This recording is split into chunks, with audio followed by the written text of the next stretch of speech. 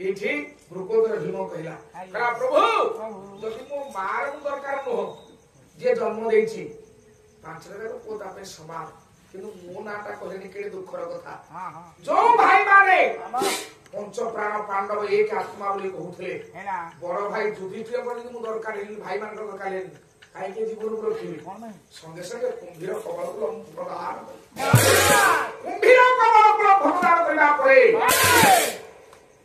ବିଚାର କଲି ମୁଁ ମୂର୍ଖ ହେଲେ ବିଧାତା ମତେ ସଦଜ୍ଞାନ ଦେଇଛି ବିଧାତା ମତେ ସଦଜ୍ଞାନ ଦେଇଛି अरे तू क्षत्रिय संतान क्षत्र प्राप्ति क्षत्रिय तू कहीं की शत्रु को ये मुह देखे बेक देखे जदि पारुछु शत्रु सागे युद्ध कर लड़ाई कर मरीगले लाभ बंचिले लाभ मरीगले वीरगति प्राप्ति हो बंचिले विश्व रे बाई खेती रे तो कीर्ति जादुल्य मान हो तारा पछ घुमचा नाही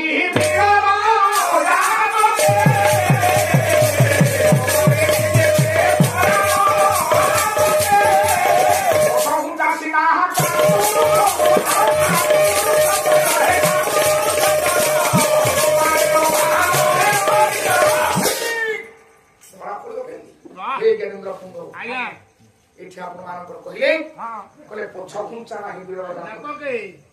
अन्यमस्क जे केबे हो पछ घुंचा नाही बीर जातके नंबर से के पुराण तंगे पछ घुंचा सेना का पुरुष सपन कला मु क्षत्रिय पिला ये कुंभीर असुरटा को बेक देखाई देबी युद्ध करिबु हे तो मु जीति पारे बस से गेट बापा माने सेठी संगे संगे भीम कला प्रभु कुंभीर संगे पर लड़ाई या लड़ाई रे राक्षस कुंभीर मला मु जीति गली विधाता को मते बंचेवा कथा बंदे निमिषे थिले प्राण नेई न पारे जंतु आयुष अछि तेणु मते जंतु जम काहे की जम मते जंतु पर जम रब तेणु ज्ञानी बापा मार सेठी विचार करे मन भितरे कोन कहिले करा जेते बेले भाई माने देखिले कुंभीर मला आउ मो मुह के माने केही ओने परना नहीं माउ ने परनी तो मो भाई माने ओने परना गंगा नदी पार हे गेले डंगारे मु पहरी गली गंगा नदी पार हे साइबा परे से माने आगे रे बाटो चाल चाल जाउछंती मु पछरे जाउछि मु होछि सेही रूपदर भीम ना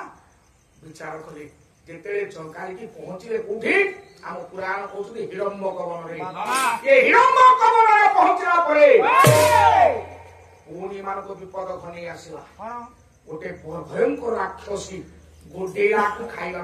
जीवकाल प्रभु टिके सुनु थांतो जीवन सत कथा मु कहूछि ये भयंकर राक्षसी गोडा ताना होछि हिडिंबिकी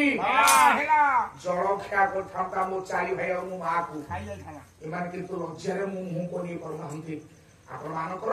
कवि लेखुछंती सुंदर हरे कवि मंजुल कुशल प्रसाद बसु मु से रूपदर भीम परा पोडिला घरे जी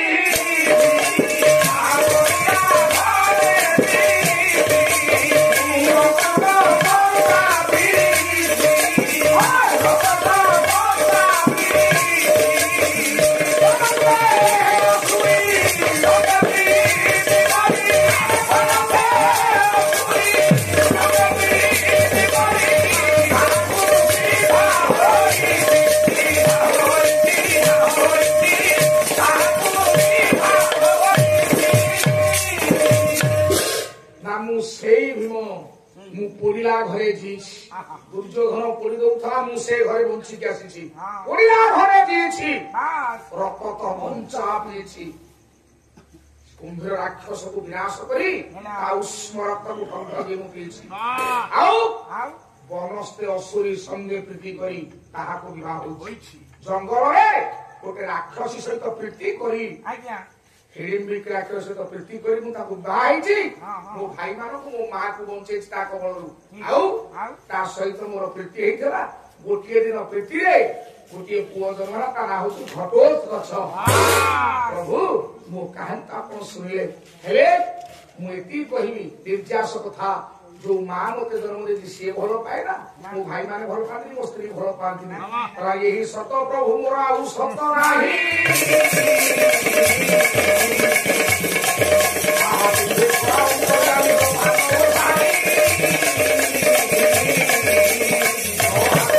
सत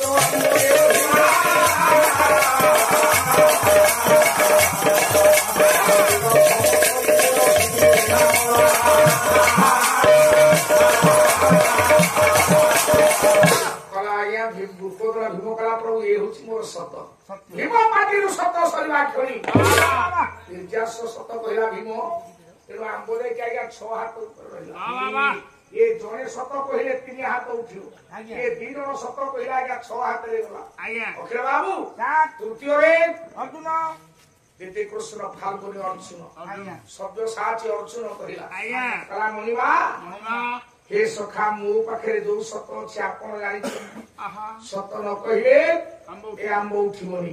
मु होचे नाटक नायक मु आंब खसे द्रौपदी बुद्धि पड़ी मु सत कथा निश्चित भावे कही कला जो दिन पांचाल कटक राजा द्रुपद स्वयंवर कले लक्ष्य राजा को स्वयंवर कले लक्ष्य राजा आसी केही जणे हेले लाख बिंधी पारले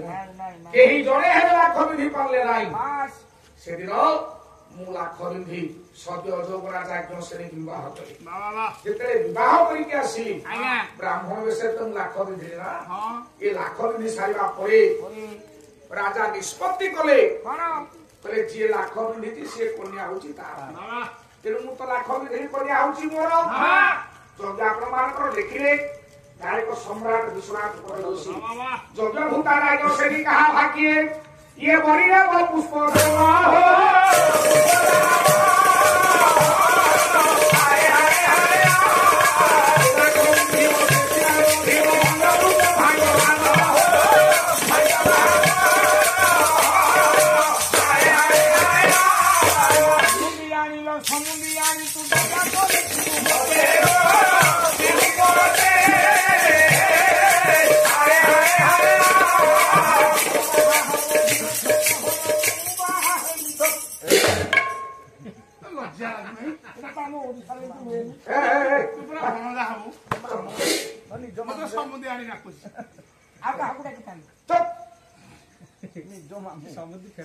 मामू को कौन कहलो समझ दया कर मत मो पुओ बाहा हो झियो पुत हो मो बाहा हेबी तो समुगुणी कहबार थिला एपटे 3 जण पिला बसछन कहलु अरे एपटे तो मामू निजे मामू को समुगुणी कहू तते रजारे पैसा बोली कोन न करछु रे अच्छा सारे ए निज मामू सिए जदी समान लागी से पर पिला समान निज मामू है आगे बस पिला के आगे बस आइबो तो बुद्धि नहीं कि तो पोतते मानछ तो पुओ तोते मारुची तो बुद्धि नहीं ए जानी बापा सारे कोन थोड़े मारची सात तो थोड़ मारी मारू मारू मो मने दुख नाही सकाळ पाइले बाल उल्टा वो मारुची तो खरता मनरे गर्व नाही सकाळ पाइले बाडा केते गर्वता मने मो पु मते बाडा खुशी अरे पुओ आज्ञा दीदी कृष्ण अर्जुन कहे अरे मणिमा राजा कर निष्पत्ति करे महाप्रभु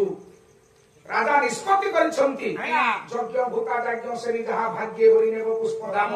जे लाख बिंधिबो शेषिना लभिबो अन्य रूप भाग्य पाम जोठी शिशुपाल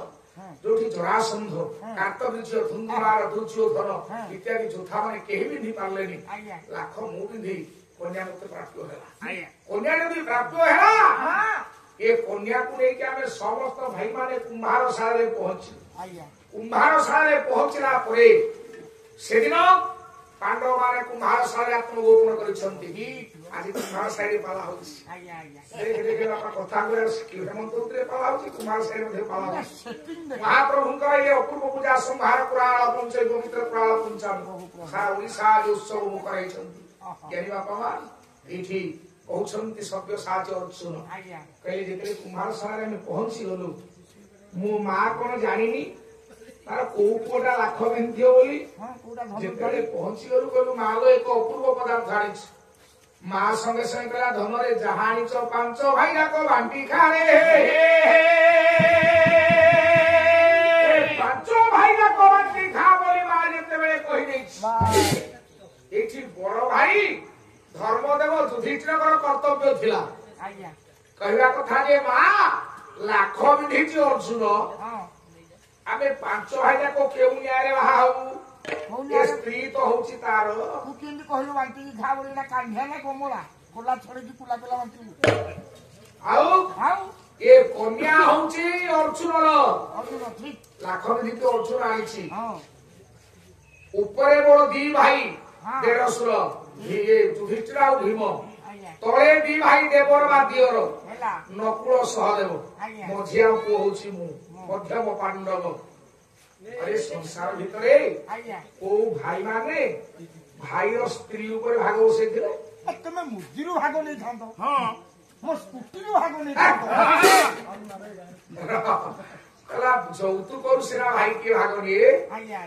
ଆରେ ମୋ ସ୍ତ୍ରୀରୁ ଶେଷରେ ମୋ ଭାଇ ମାନେ ଭାଗ ବସେଇ ମୋ ଚାରି ଭାଇ ମୋ ପତ୍ନୀ ଉପରେ ଭାଗ ବସାଇଲେ।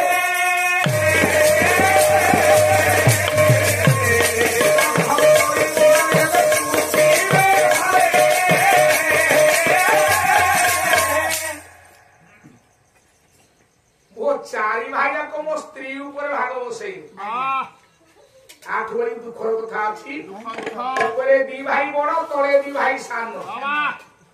हे महाप्रभु हे सखा ये दुख बोल दुख बोल दुख नहीं भाई माने शुणी सब आश्चर्य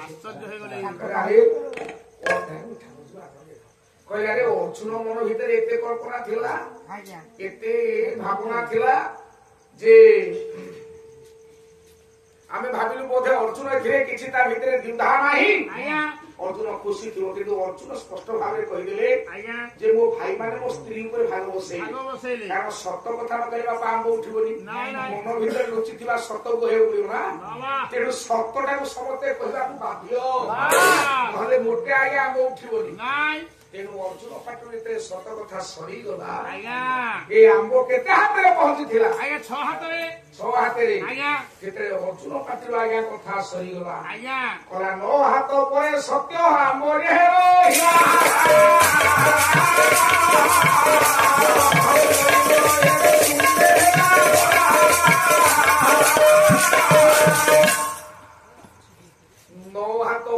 सत्य आम जा रहा 9 हाथ अर्जुन सत कही ना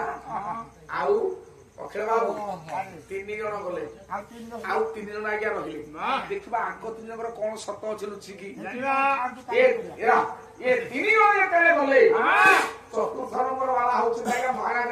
नकुल आपन जुगर सब सुंदर विश्व सुंदर नकुल नकुल आज्ञा सत कथा कहते सत कथा कहले आपनकर पंडित रामकृष्ण नंद राति पाइले आम पिला माने स्कूल आज्ञा जो प्रार्थना बोलती महाराज नकुल से कथा दोहरे आज्ञा कहले महाप्रभु आज गोटे कथा आप पिला दिने गुरुकुल आश्रम पाठ पढ़ला बेले गोटे कथा जानी कहला सत कहवा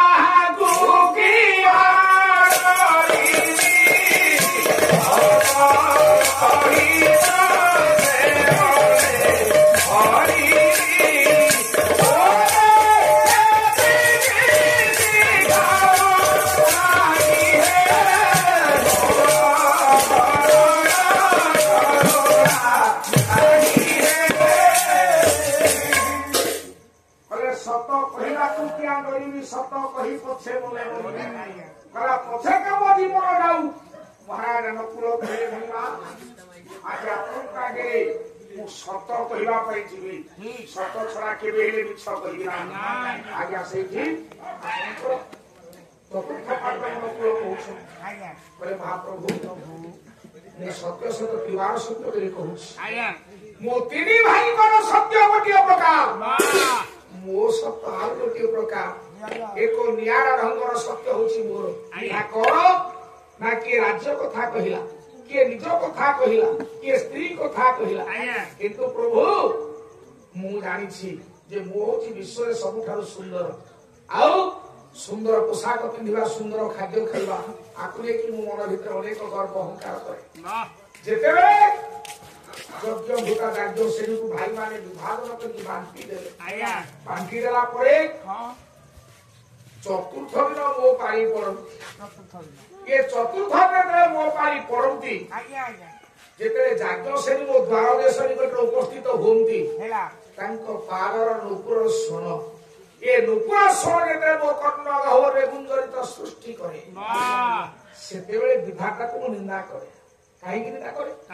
आपनकर सुंदर घर कहवा गले अरे पुओ गदाधर सिंह साहब कले मो चारु चंपक ये चारु चारु चारु चंपक ଗୋବର ଇଏ ଝୁଲି ଝୁଲି ଆସୁଛି ରେ ଚାରୁ ଚମ୍ପା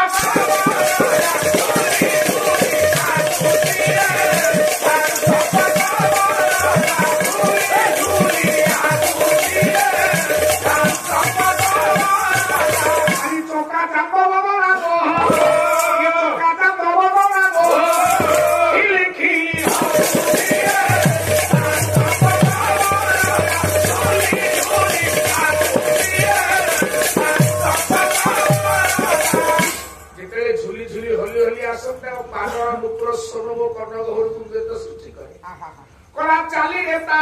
কদম ফুটে ভাষা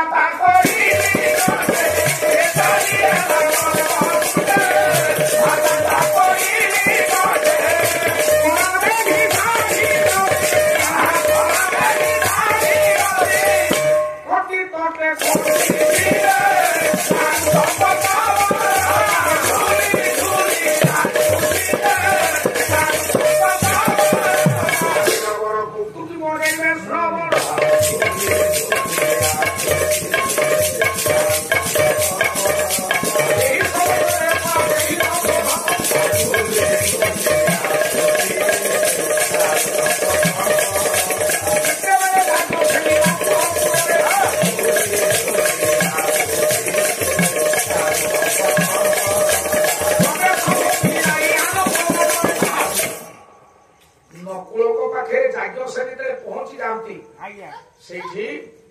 ଅଖିଳ ବାବୁ ଯାଜ୍ଞ ଶ୍ରେଣୀଙ୍କର ଏତେ ସୁନ୍ଦର ଝିଅ ସେ ତ ଦ୍ୱାପର ଯୁଗର ବିଶ୍ୱ ସୁନ୍ଦରୀ ନା ଦ୍ୱାପର ଯୁଗରେ 2 ଜଣ ଆଜ୍ଞା ବିଶ୍ୱ ସୁନ୍ଦରୀ ଦ୍ୱାପର ଯୁଗରେ 2 ଜଣ ବିଶ୍ୱ ସୁନ୍ଦରୀ ଆଜ୍ଞା ଜଣେ ହଉଛନ୍ତି ସଦୟଯୁଗରା ଯାଜ୍ଞ ଶ୍ରେଣୀ ଆଉ ଜଣେ ହଉଛନ୍ତି ରାଜା ପଣ୍ଡୁଙ୍କର ଦ୍ୱିତୀୟ ପତ୍ନୀ ମାଦ୍ରୀ ଏ 2 ଜଣ ହଉଛନ୍ତି ବିଶ୍ୱ ସୁନ୍ଦରୀ ଦ୍ୱାପର ଯୁଗ ଯେତେବେଳେ ଯାଜ୍ଞ ଶ୍ରେଣୀ ନକୁଳ କୋପରେ ପ୍ରବେଶ କରନ୍ତି ସେତେବେଳେ ଯାଜ୍ଞ ଶ୍ରେଣୀ ଏତେ ବିଶ୍ୱ ସୁନ୍ଦରୀ ଯେ ନକୁଳଙ୍କର ସୌନ୍ଦର୍ଯ୍ୟ ସେଇଠି ସମ୍ପୂର୍ଣ୍ଣ ହାର ମାନିଯାଏ ନକୁଳଙ୍କର ସୌନ୍ଦର୍ଯ୍ୟ ଯେତେବେଳେ ଫିକା ପଡିଯାଏ ନକୁଳ ସେଠି ବିଧାତାକୁ ନିନ୍ଦା କରନ୍ତି ହାୟରେ ମନ୍ଦ ବିଧାତା ତୁ ମୋ ଠାରୁ କାହିଁକି ଅଧିକା ସୁନ୍ଦରୀ ଯାଜ୍ଞ ଶ୍ରେଣୀ କି କରୁ ତେଣୁ ସେଇଠି ନକୁଳ କରେ ମହାପ୍ରଭୁ ମୁଁ ବିଧାତାକୁ ନିନ୍ଦା କରେ ମୋ ଠାରୁ ଅଧିକା ସୁନ୍ଦରୀ ଯାଜ୍ଞ ଶ୍ରେଣୀ ହେଇଥିବାରୁ ମୋର ଅନ୍ୟ ଦିନ ଗୁଡାକରେ ମୋ ମନ ଭିତରେ ଦୁଃଖ ନାହିଁ ଭାଇମାନେ ସବୁବେଳେ ଖୁସି ହୁଅନ୍ତି ତାଙ୍କର କୋଉ ଦିନ ପାଳି ଆସିବ ଯାଜ୍ଞ ଶ୍ରେଣୀଙ୍କ ଉପରକୁ ସେ ଯିବେ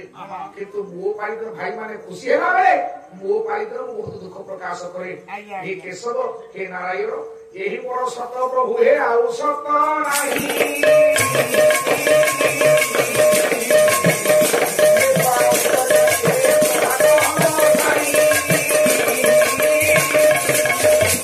ମହାପ୍ରଭୁ ଏ ହଉଛି ମୋର ନିଚ୍ଛକ ସତ ମୋ ପାଖରେ ଆଉ ସତ ନାହିଁ ଆଉ ଯାହା ସତ ଥିଲା ଆପଣଙ୍କ ଆଗରେ ବ୍ୟକ୍ତ କଲେ ବରେଣ୍ୟ ସଜ୍ଜନ ମଣ୍ଡଳୀ ଏ କଥା ଶୁଣିବା ପରେ ଆମ ଯାଇକି ଆପଣମାନଙ୍କର ଆଜ୍ଞା 4 କି 12 ହାତରେ ରହିଲା ଆଉ 2 ଜଣ ଆଜ୍ଞା ବାକି ରହିଲେ ସେ 2 ଜଣ କିଏ ଚତୁର୍ଥ ପଞ୍ଚମ ପାଣ୍ଡବ ହଉଛନ୍ତି ମହାରାଜ ଆପଣମାନଙ୍କର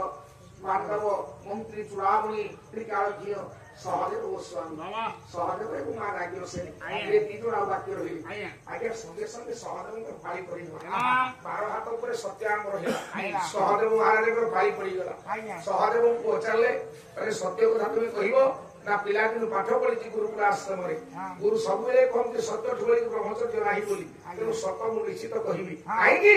ନା ଆପଣମାନଙ୍କର ପରମଶାସ୍ତ୍ର ଓଡିଆ ବେଦ ଭାଗବତ ବର୍ଣ୍ଣନା କଲେ ଆଜ୍ଞା ଭାଗବତରେ ଜଗନ୍ନାଥ ଦାସ କଣ କହିଲେ କଣ କହିଲେ ବାପା ସତ୍ୟ କହିବ ନିତ୍ୟ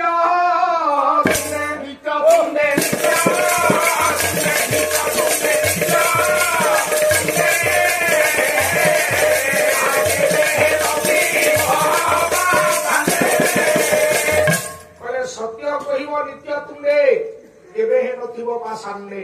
ହେ ସଜନ ମଣ୍ଡଳୀ ତାପରେ ଆଉ ଗୋଟେ ସୁନ୍ଦର ପଦଟେ ବାପା ରହିଲା କଲା ମିଥ୍ୟାକୁ ପାପ ବୋଲି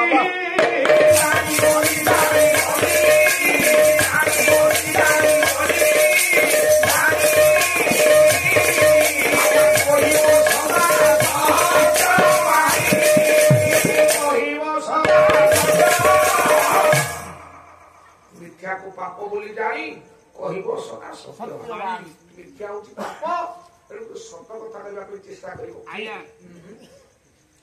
ବାପା ଏ କଥା ଯେତେବେଳେ କହିଦେଲେ ଆଜ୍ଞା କହିଲେ ଠିକ ଅଛି ହେ ମହାପ୍ରଭୁ ମୋ ଜୀବନରେ ରହିଥିବା ନିଚ୍ଛକ ସତକୁ ଆପଣଙ୍କ ପାଖରେ ମାଝି ବ୍ୟକ୍ତ କରିବା ପାଇଁ ଯାଉଛି। ତାହେଲେ ସେ ସତ କଣ କହିଲା ସମଗ୍ର ବିଶ୍ୱ ଜାଣିବା ଯେ କୁନ୍ତୀ ପୁତ୍ର ପାଣ୍ଡବ ଏ ପାଞ୍ଚ ଭାଇ ହଉଛନ୍ତି ମା କୁନ୍ତୀଙ୍କର ପୁଅ। ଏ ହଉଛି ମୋ ଦୁଃଖ ଉପରେ ତାପରେ ବିଷୟ ଏଇ ହଉଛି ମୋ ଦୁଃଖ ଉପରେ ତାପରେ ବିଷୟ। हे केशव ଜାଣିଲେ ସୁଧା ଆପଣ ତ ଜାଣିଛନ୍ତି ଭଗବାନ ବ୍ୟାସ ତ ଜାଣିଛନ୍ତି। ମୁଁ ଆଜି ସତ କଥା କହିବାକୁ ଯାଉଛି ଗୋଟିଏ କଥା ତ ଆପଣଙ୍କୁ ପଚାରୁଛି ସମଗ୍ର ଜଗତ ଜାଣିଲା କୁନ୍ତୀ ପୁତ୍ର ପାଣ୍ଡବ ବୋଲି ମା କୁନ୍ତୀ କେତେବେଳେ କେଶବ ମୋତେ ଜନ୍ମ କଲେ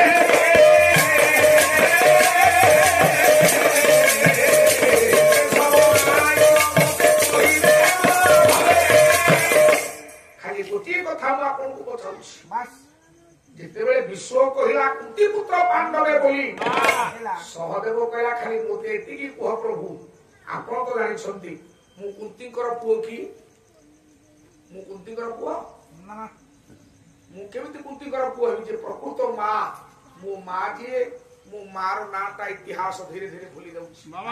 ମୋ ମା ନାଁଟାକୁ ଇତିହାସ ଭୁଲି ଯାଉଛି। ମୁଁ ଏତେ ନିର୍বোଧ ସନ୍ତାନ ମୁଁ ଏତେ ହତଭାଗ ସନ୍ତାନ ମୋତେ ଜନ୍ମ କଲା ଜଣେ ନାଁ ନଉଛି ଜଣେ ପ୍ରକୃତ ମୋ ମା କିଏ କେହି ନ ଜାଣି ତ ଆପଣ ଜାଣିଛନ୍ତି। କହିଲେ ଜାଣିଅଛ ତୁମେ ଦ୍ୱାରକାପତି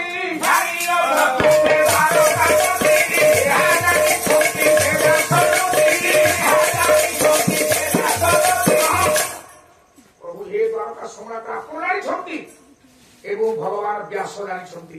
ଯେ ପ୍ରକୃତ ମୋ ମା କିଏ ମୋ ମା କିଏ। ଆଜ୍ଞା ସେଇଠି ଆପଣ ମାଙ୍କର ସୁନ୍ଦର ଭାବେ କହିବା ପାଇଁ ପ୍ରକୃତ ବାସ୍ତବତଃ ମୋ ମା କିଏ ଆପଣ ମାନଙ୍କର ସେଇଠି କହିଲେ ପ୍ରଭୁ ମୁଁ ସତ କଥା କହୁଛି ପ୍ରକୃତ ମୋ ମା କିଏ ନା ଅଗ୍ନିକାମ ହର୍ଷି ସାତ୍ୟରେ ପଣ୍ଡୁ ହେଲେ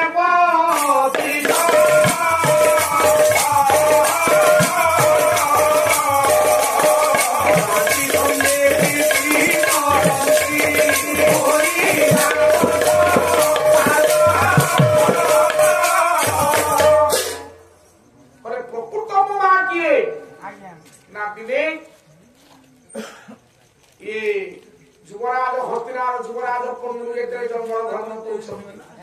ଏ ଜଙ୍ଗଲ ଭ୍ରମଣ କଲାବେଳେ ଜ୍ଞାନୀ ବାପା ମା ସେଦିନ ଅଗ୍ନିକାମ ହର୍ଷିଙ୍କର ତପଭଙ୍ଗ କରିବା ପାଇଁ ସ୍ୱର୍ଗରୁ ଜଣେ ଅପ୍ସରା ଆସିଥାଏ। ଏ ଅପ୍ସରା ଯେତେବେଳେ ଆସିଥାନ୍ତି ଜ୍ଞାନୀ ବାପା ମା ଅପ୍ସରା ପଡୁଛି ଅପ୍ସରା ଆସିଛି ଅଗ୍ନିକାମ ହର୍ଷିଙ୍କର ତପସ୍ୟା ଭଙ୍ଗ କରିବା ପାଇଁ ଏ ତପସ୍ୟା ଭଙ୍ଗ କଲା ବେଳେ ଆଜ୍ଞା ସେ କଣ କରିଛନ୍ତି ନା ଉଲ୍ଲଗ୍ନ ହେଇକି ନୃତ୍ୟ କଲା ଅପ୍ସରା ଅଗ୍ନିକାମ ହର୍ଷି ଗୋଡେଇଲେ ଗୋଡେଇଲା ପରେ ଅଗ୍ନିକାମ ହର୍ଷି ଯେତେବେଳେ ଗୋଡେଇଛନ୍ତି ଅପ୍ସରା ଆଉ କିଛି ବାଟ ପାଇଲା ନାହିଁ ଶେଷରେ ଗୋଟେ ମୃଗୁଣୀ ରୂପ ହେଇଗଲା। ଇଏ ମୃଗ ରୂପ ହେଇଗଲେ କିଏ ସିନା ଅଗ୍ନିକାମ ହର୍ଷି ଇଏ ମୃଗୁଣୀ ରୂପରେ ଆନନ୍ଦ ମନରେ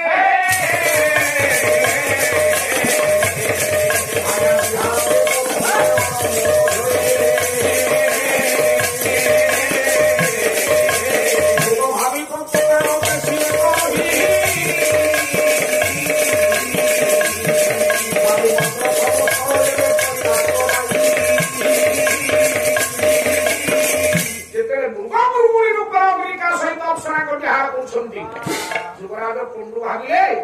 ଇଏ ଗୋଟେ ମୃଗ ବୋଧେ ଜଙ୍ଗଲରେ ବିହାର ତେଣୁ ମୃଗ ମନେକରି ଯେତେବେଳେ ସ୍ୱରବିଧ କଲେ ଆଜ୍ଞା ସେଇଠି ଅପ୍ସରା ପଳେଇଲା ଅଗ୍ନିକାମ ହର୍ଷି ମନେ ଅଗ୍ନିକାମ ହର୍ଷି ଅଭିଶାପ ଦେଲେ ବାବା କଣ ଅଭିଶାପ ଦେଲେ କହିଲେ ହେ ହସ୍ତିନାର ଏକାଙ୍ଗ ଚକ୍ରବର୍ତ୍ତୀ ସମ୍ରାଟ ପଣ୍ଡୁ ହେ ଯୁବରାଜ ପଣ୍ଡୁ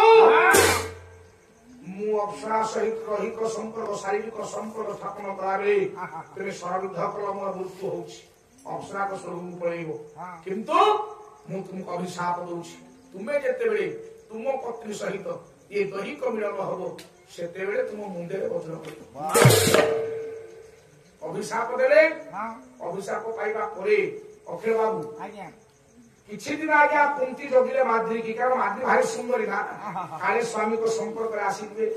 ସ୍ୱାମୀ ସମ୍ପର୍କରେ ଆସିଲେ ମାଦ୍ରୀ ତ ଯାହା ବିଧବା ହବ, ମୁଁ ତ ବିଧବା ହେବି, ତେଣୁ ବହୁତ ଦିନ ଜଗିଲେ। କିନ୍ତୁ ଏମାନେ ଆଜ୍ଞା ମାନ ନେଇକି ପିଲା ଗୁଡାକ ଜନ୍ମ କଲେ।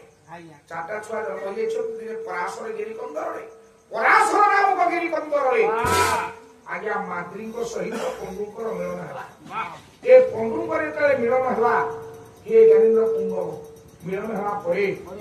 ସେଇଠି ତ ଅଭିଶାପ ପାଇଛନ୍ତି, ସ୍ତ୍ରୀ ସହିତ ମିଶିଲେ ବଜ୍ର ପଡିବ, କାଳ ମୁଣ୍ଡରେ ଅକାଳ ବଜ୍ର ପଡିବ, ପଣ୍ଡୁଙ୍କ ମୁଣ୍ଡରେ ଅକାଳ ବଜ୍ର ପଡିଲା। ପଣ୍ଡୁ ମଲେ, ମାଦ୍ରୀ ବି ମଲେ। ସହଦେବ କାଳ ପ୍ରଭୁ ମୁଁ ସଙ୍ଗେ ସଙ୍ଗେ ଜନ୍ମ ହେଇଯାଏ, ଚେତାଶୂନ୍ୟ ହେଇକି ପଡିଥାଏ। ଚେତାଶୂନ୍ୟ ହେଇକି ପଡିଲା ପରେ ସମସ୍ତ ଦେବମଣ୍ଡଳୀ ଆସି ମୋତେ ଆଶୀର୍ବାଦ କଲେ। ତେଣୁ ମୋ ନାଁ ଦେଲେ ସହଦେବ। ସହଦେବ ବୋଲି ମୋ ନାଁ ଟିଏ ସେଇଠି ଦେଲେ। ଏ କଥା ଆପଣ ଜାଣିଛନ୍ତି, ଭଗବାନ ବ୍ୟାସ ଜାଣିଛନ୍ତି, ଦେବତାମାନେ ବି ଜାଣିଛନ୍ତି। ତେଣୁ ମୋର ମା ହଉଛି ମାଦ୍ରୀ, ମୋ ମା କୁନ୍ତୀ ନୁହଁ। କିନ୍ତୁ ସମସ୍ତେ କହୁଛନ୍ତି କୁନ୍ତୀ ପୁତ୍ର ପାଣ୍ଡବ। ମୋ ମା ନାଁଟା ଇତିହାସ ଧୀରେ ଧୀରେ ଭୁଲି ଯାଉଛି, ଲିଭି ଯାଉଛି ମୋ ମାର ନାମ। ହେ କେଶବ, ହେ ନାରାୟଣ, ମତେ ଜନ୍ମ କଲା ଜଣେ, ଆଉ ନାଁ ରହୁଛି ଜଣେ। ଏହି ପ୍ରଭୁ ସତ କଥା ଆଉ ସତ ନାହିଁ ମୋ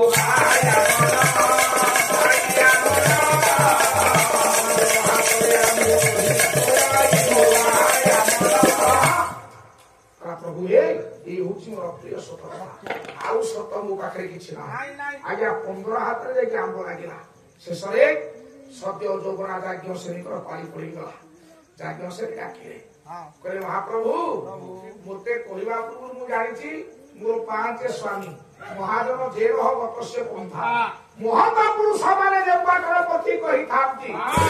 ଇତରେ ସେଇ ପଥ ଆଦରନ୍ତି। ତେଣୁ ମୁଁ ତ ଇତର ସାମାନ୍ୟ, ମୋ ସ୍ୱାମୀ ମାନେ 5 ସତ କଥା କହି ଆମ୍ବ 15 ହାତ ରହିଲା ବେଳେ ମୁଁ ନିଶ୍ଚିତ ଭାବରେ ସେଇ ପଥକୁ ଆଦରିବି ନା। ତେଣୁ ସତ କହିଲେ, ମହାପ୍ରଭୁ, ଯୋଉଦିନ ମୋ ସ୍ୱାମୀ ନୀତିକୃଷ୍ଣ ଅର୍ଜୁନ ଲାଖ ବିଧି ମୋତେ ନେଇକି ଆସିଲେ, କୁମ୍ଭାରଶାଳାରେ ପହଞ୍ଚିଲା ପରେ ମୋ ଶାଶୁକୁ ଡାକିଲେ, ମା ଏକ ଅପୂର୍ବ ପଦାର୍ଥ ଆଣିଛୁ। ମୋ ଶାଶୁ କହିଲା, ଯୋଉ ପଦାର୍ଥ ଆଣିଛ ଇଏ 5 ଭାଇ ଯାକ ବାଣ୍ଟିକି ଖା। ମୋ ଶାଶୁ କଣ ଜାଣିନାହାନ୍ତି ଯେ ଏ ଲାଖଟା କେବଳ ତାଙ୍କ ପୁଅ ଅର୍ଜୁନ ବିଧି ଦିଅ ବୋଲି? କୁନ୍ତୀ ଜାଣିଛନ୍ତି ଅର୍ଜୁନର କୋଉ ପୁଅର ବଳ କେତେ। କିନ୍ତୁ କାହିଁକି କହିଲେ 5 ଭାଇ ଯାକ ବାଣ୍ଟିକି ଖା? କାହିଁ କହିଲେ? ମୋ ଶାଶୁ ବଡ କୌଶଳୀ, ଦୂରଦୃଷ୍ଟି ସମ୍ପନ୍ନ ବ୍ୟକ୍ତିତ୍ୱ ହଉଛନ୍ତି ମୋ ଶାଶୁ। କଣ ନା, ଏଇଥିପାଇଁ ସେ ମୋର ବାଧ୍ୟ କରେଇକି ମୋତେ 5 ସ୍ୱାମୀ କରେଇଲେ। ବାଧ୍ୟବାଧକତାରେ 5 ସ୍ୱାମୀ ମୋ ଶାଶୁ କରେଇଲେ, ଜବରଦସ୍ତ। କାହିଁକି ନା ଏଇଥିପାଇଁ ଜବରଦସ୍ତ କଲେ, ମୋ ଶାଶୁଙ୍କର ସ୍ୱାମୀ ସଂଖ୍ୟା ହଉଛି 5। ମୋ ଶାଶୁଙ୍କର ସ୍ୱାମୀ ସଂଖ୍ୟା 5 ହେଲା। ତେଣୁ କାଳେ କେତେବେଳେ ଭବିଷ୍ୟତରେ ଶାଶୁ ବୋହୂରେ କଚିଆ ହବ। ତେଣୁ ମୋ ଶାଶୁ ବିଚାର କଲେ, ବୋହୂଟା ନୂଆ ବୋହୂଟା ଆଜି ବର୍ଷେ 6 ମାସ ଘରରେ ଚଳିବ, ପରେ ଯେତେବେଳେ ବୋହୂ ସାଙ୍ଗରେ ମୋର କଚିଆ ହବ, ମୋ ବୋହୂ ସଙ୍ଗେ ସଙ୍ଗେ ତତ୍କ୍ଷଣାତ କହିବ ତୋର 5ଟା ସ୍ୱାମୀ। ସେତେବେଳେ ମୁଁ ତାକୁ କି ଜବାବ ଦେବି? ଯଦିଓ ତାର 5 ସ୍ୱାମୀ ମୁଁ କରେଇ ଦେଇଥିବି, ସିଏ ଯେତେବେଳେ କହିବ ମୋର ତୋର 5 ସ୍ୱାମୀ, ମୁଁ ତାକୁ କହିବି ତୋର କୋଉ ଗୋଟେ କି? ତୁ 5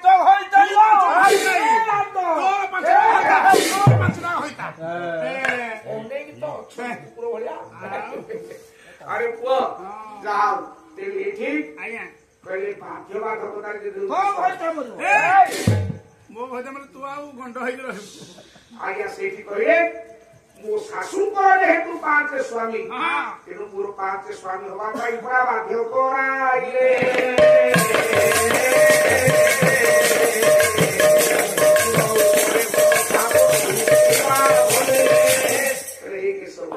ମୋ ଶାଶୁଙ୍କର 5 ସ୍ୱାମୀ ବୋଲି ମୋର ବାଧ୍ୟବାଧକତାରେ 5 ସ୍ୱାମୀ କଲେ। ହେ ପ୍ରଭୁ, ଇଏ ହଉଛି ମୋର ସତ, ଆଉ ମୋ ପାଖରେ ସତ ନାହିଁ। ପୁଅ କେତେ ହାତ ଆମ୍ବ ଉଠିଥିଲା? 15 ହାତ। ଆଚ୍ଛା, ଦ୍ରୌପଦୀଙ୍କର ପଦେ କଥାରେ ଆମ୍ବ ଲାଗିଲା, ଆଉ 18 ହାତ ଲାଗିଲା। ଆମ୍ବ 15 ହାତ ସିଧା ତଳେ ଖସି ପଡିଲା।